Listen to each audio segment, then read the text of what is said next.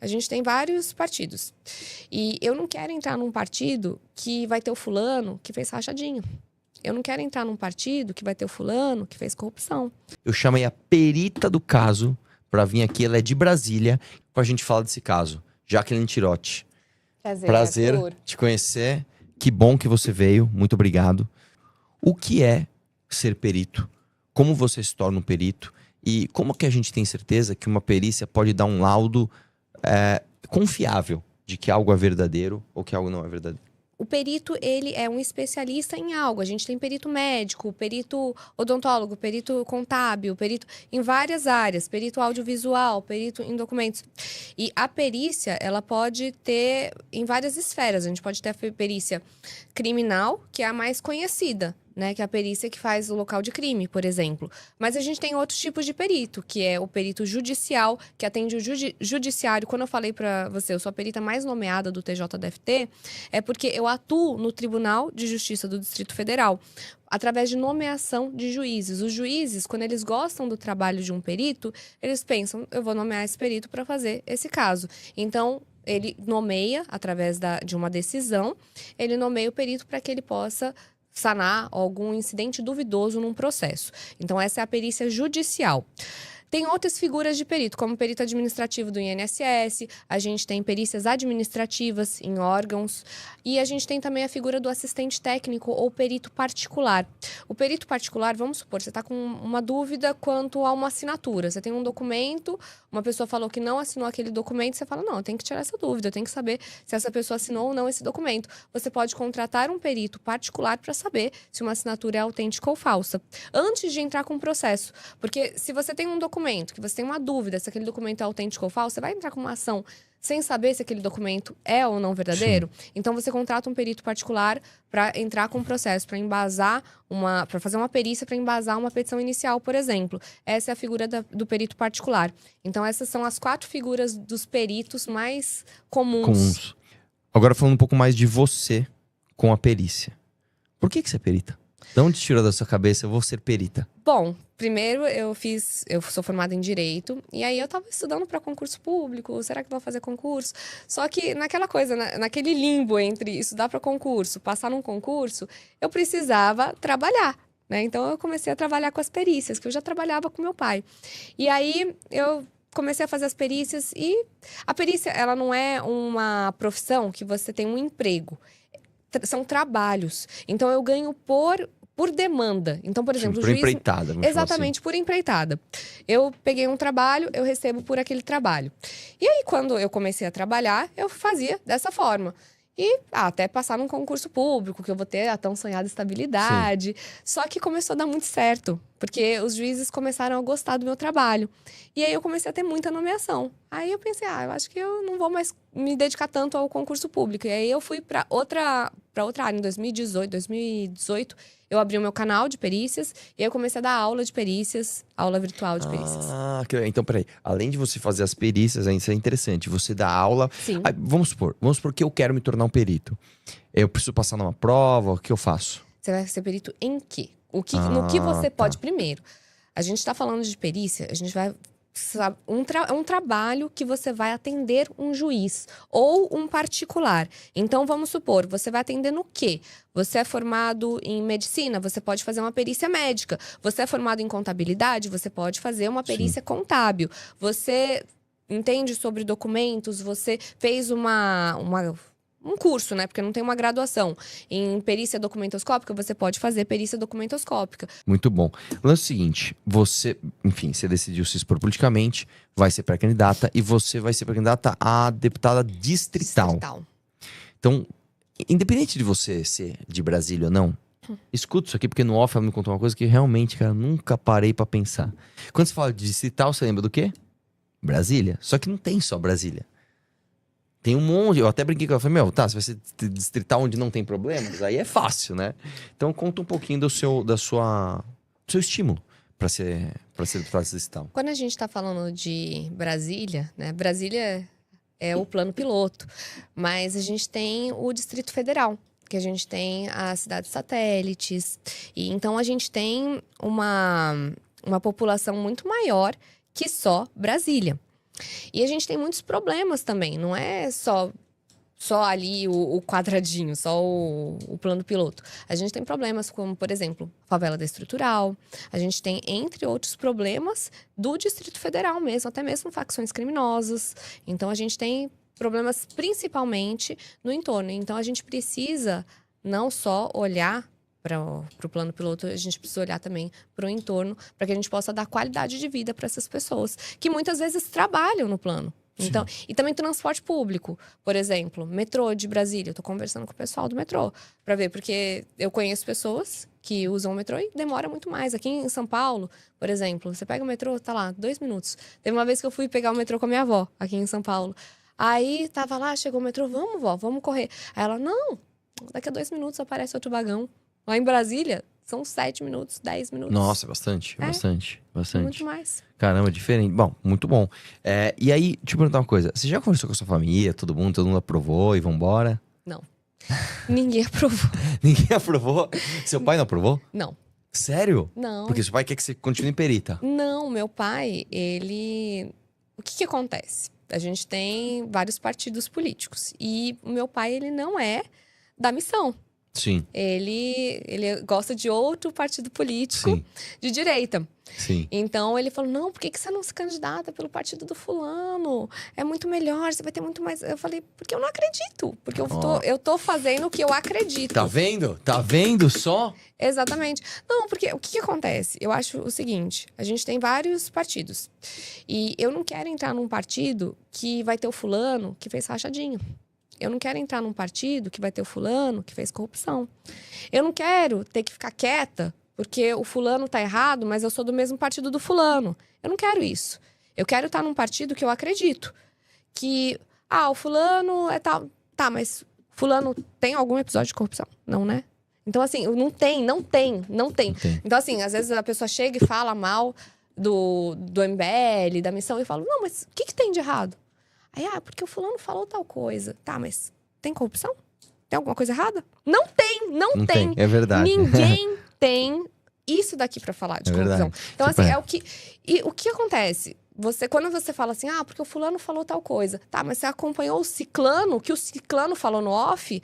Porque é muito fácil falar quando uma pessoa é exposta. Agora, muitas pessoas falam no off que ninguém sabe. Pois é. Muito bom. Você viu que ela, como uma boa perita, ela não falou... Ela foi circulando, deixou muito claro sem se comprometer. Muito bom isso. O lance é o seguinte, olha só. As pessoas gostam de fofocas. E você falou de cancelamentos. Sim. E você sofreu... Eu não posso dizer se é um cancelamento, né? Mas vamos dizer o seguinte. Você teve um problema pessoal que foi levado a público. Uhum. Né? Então, com certeza, vão falar disso na sua pré-candidatura. Vão te atacar com isso, com certeza. Uhum. Eu não sei direito a história, você me falou agora no off. Uhum. Né? Então, vamos falar disso agora. O que aconteceu, conta pra gente, até a profundidade que você achar que é necessária, e vambora. Não foi um cancelamento, foi uma exposição, foi uma polêmica da minha vida pessoal. Eu me separei e aí eu decidi contar o que tinha acontecido. Então, eu acabei me expondo, desabafando nas redes sociais. Só que quando eu fico muito nervosa, eu acabo sendo muito debochada. E aí eu fiz um vídeo debochando de toda a situação. O que eu faço com meus problemas? Eu faço piada. E aí eu fiz uma piada... Nossa, assim, desculpa, você não tem a menor cara de quem faz isso, cara. Você tem um jeito de ser totalmente oposta. Não. Eu sou super orgulhosa e até tipo, não vou falar... Quer dizer que você faz piada com seus próprios problemas? Que da hora. E eu fiz uma piada com um problema que eu tava passando. Que era o seguinte, eu tava numa situação em que... a amante do meu ex-marido tinha dado um presente pra minha filha. Eu estava em casa, eu tinha descoberto tudo. E aí eu olhei para aquilo, eu vi o presente da amante, a minha filha dentro do presente da amante. E eu falei, não, eu não tô passando por isso. Aí eu gravei um vídeo agradecendo a amante. Eu falei, muito obrigada, você deu muito pra nossa família, né? E aí eu fiz um vídeo bem debochada e guardei no celular. E nessa separação eu tava assim, tomei Zolpidem e tal pra dormir. E aí quando eu tava um dia quase dormindo... Nossa, falei, não. Eu já sei, um erro de Zolpidem. Olha... Vou postar. Aí eu postei, quando eu olhei, eu desmaiei. Aí no dia seguinte eu abri o celular, milhares de visualizações. Eu falei, Eita! Mas a separação, ela acaba muito com a pessoa, né? Então, assim, o meu foi uma separação, foi Mas tem uma filhos, traição, tudo, né? Com eu isso. tenho uma filha. Quanto tempo você ficou casada? Fiquei 6 anos. Bastante, bastante. Não casada, né? Entre namoro, Sim. casamento. Não, ficou tal. junto 6 anos. Foram 6 anos e foi um relacionamento em que eu amei muito. Então, quando chegou ao fim, foi uma coisa devastadora, assim. O Sim, fim é do ano ruim pra passado, caramba. pra mim, foi devastador. E aí, eu pensei... Postei o vídeo e tal. E quando eu postei esse vídeo, apareceram muitas mulheres que passaram por essa mesma situação. E eu me senti muito abraçada e me senti à vontade de falar sobre isso. E, inclusive, poder levantar outras pessoas que estivessem passando por aquela mesma situação. Porque quando você passa por uma situação dessa, é muito comum a pessoa sentir vergonha. Eu fui traída. Nossa, eu sou horrível. Eu não sou desejável. E aí, a pessoa, ela fica com vergonha de expor aquilo. Então, eu também, quando eu coloquei isso, as pessoas ficaram chocadas, porque falaram, nossa, você foi traída. E muitas mulheres também se viram naquela situação e falaram, poxa, não aconteceu comigo. Não é porque eu tô acima do peso, não é por causa disso. É falta de caráter do outro, é falta de caráter de quem trai. Aliás, deixa eu só perguntar uma coisa. Isso vai ser interessante. Você falou que seu pai não concordou de você entrar na missão. Sim. Mas não na política necessariamente. O problema é a missão. O problema é a missão. No caso, é porque... Seu pai é bolsonarista, é isso? ele é bolsonarista, ele gosta, né, do Bolsonaro e tal. E não só do Bolsonaro, mas do partido. Então, ele... Não só Bolsonaro, Nicolas, né? Vou falar os nomes. É todo mundo público aqui, vai.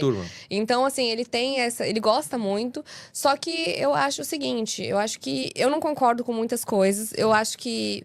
E outra coisa... Nos partidos, muitas vezes, se passa pano. Então, o fulano fez uma coisa errada. Ninguém fala daquilo. E o que me chama atenção na missão é justamente não passar o pano nem para a direita nem para a esquerda. Sim. Então tem gente que fala assim: mas a missão não é direita, porque criticou o Nicolas, porque criticou o fulano. Gente, se o fulano tá errado, ele tem que ser criticado. Que nem a Ana colocou lá, mas se ele tivesse certo, ele estaria na missão.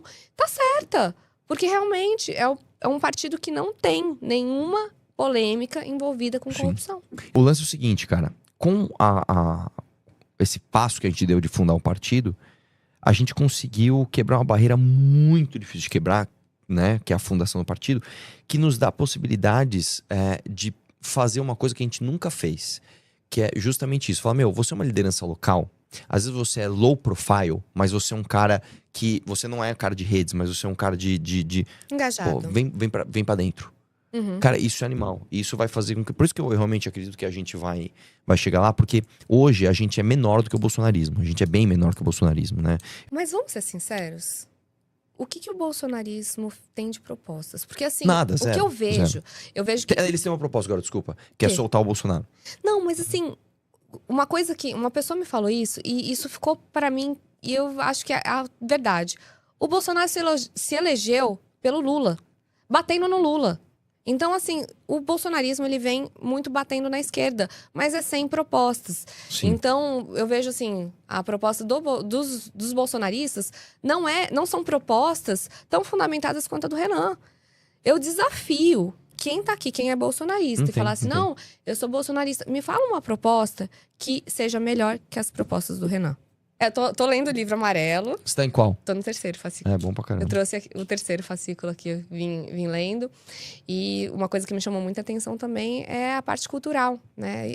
E contra toda essa cultura da fadelização, do funk. Isso me chamou muita atenção, porque eu sou sempre fui totalmente contra essa cultura de favelização, de favela. Glamorização da favela. Glamorização da favela. E festa do Cruzeiro do Neymar. Gente, a nossa população tá sem rede de esgoto. Tá com problemas muito maiores, tá com problemas de saúde pública. E aí tá lá o Cruzeiro do Neymar, a Virgínia. Gente, pelo amor de Deus. Muito bom, cara. Que legal, que legal. O fato de ter o pai bolsonarista e a filha na missão é exatamente o que está acontecendo. Sim.